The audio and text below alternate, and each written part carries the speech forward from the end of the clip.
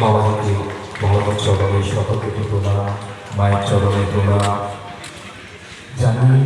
আমাদের ছোট্ট নিবেদন বাবাদের সঙ্গে রাখতে পেরে আমরা ধন্য।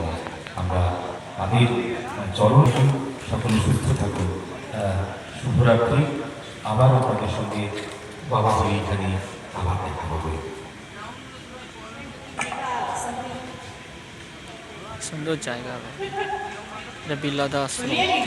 Good audience, very good audience. You can't understand any means of language, our language, but I think too much. That's all. Thank you so much. Good night. See you again.